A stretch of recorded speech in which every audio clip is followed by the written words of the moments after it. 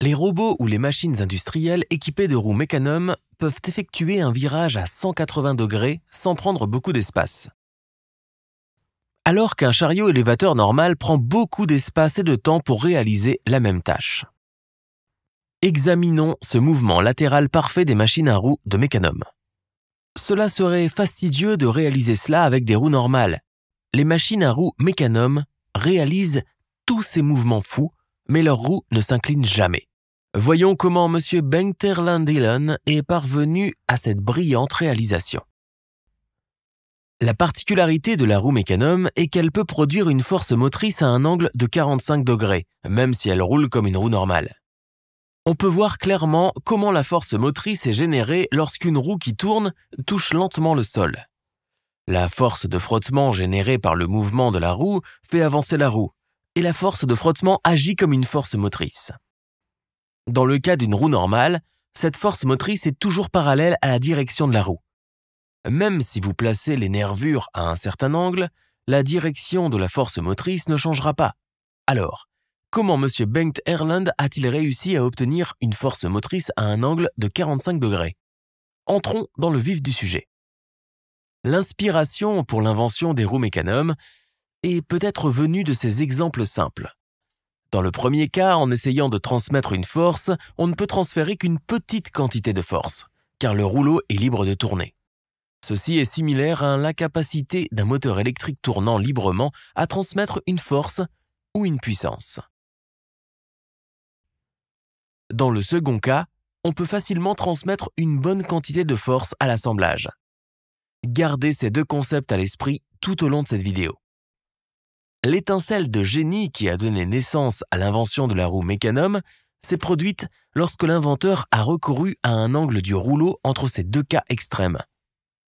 Un angle de 45 degrés. Il a utilisé plusieurs dispositifs de ce type et a fait tourner des rouleaux sur toute la périphérie de la roue. Les plaques latérales maintiendront correctement les rouleaux si on fait des saillies sur elles comme indiqué. Dès que cette roue Mecanum à moteur électrique touche le sol, une force de frottement est générée au point de contact, comme nous l'avons vu précédemment. Pouvez-vous prédire ce qui va se passer maintenant? Divisons cette force en deux directions. L'une le long de l'axe du rouleau, l'autre tangentielle à celui-ci. Comme le rouleau est libre de tourner dans cette direction, l'ampleur de la composante tangentielle de la force sera très faible. Cependant, dans la direction axiale, il y aura un bon transfert de force. En bref, la roue Mecanum, même si elle tourne comme une roue normale, produit une force de frottement ou une force motrice à un angle de 45 degrés. Passons maintenant à la partie la plus intéressante de cette vidéo, la conception d'une voiture très polyvalente à l'aide de 4 roues Mecanum. Le génie de M.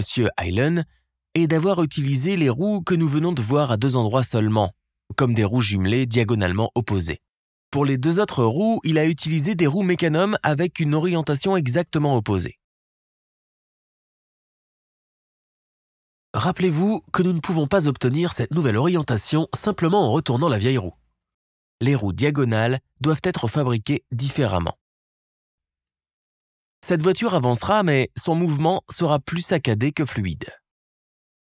Le problème se situe au niveau des rouleaux, comme vous pouvez le voir clairement dans ces animations. Ces interférences entre les rouleaux provoquent des mouvements saccadés.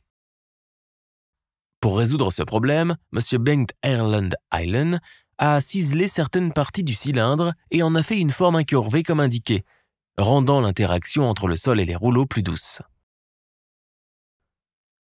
Voyons comment ce chariot à fourche peut réaliser un mouvement latéral parfait.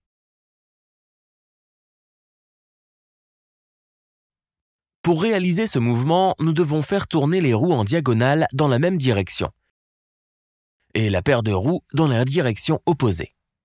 La force de frottement ou d'entraînement produite par toutes les roues est indiquée ici. Faisons une analyse des forces présentes. Comme vous pouvez le voir, toutes les forces de la composante Y sont annulées et la composante X est additionnée.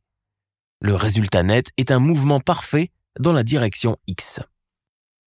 Voyons maintenant le cas où toutes les roues tournent dans le même sens. Il est tout à fait clair que les composantes X de la force s'annulent ici et que les composantes Y s'additionnent. Le résultat net est le déplacement du véhicule dans la direction Y.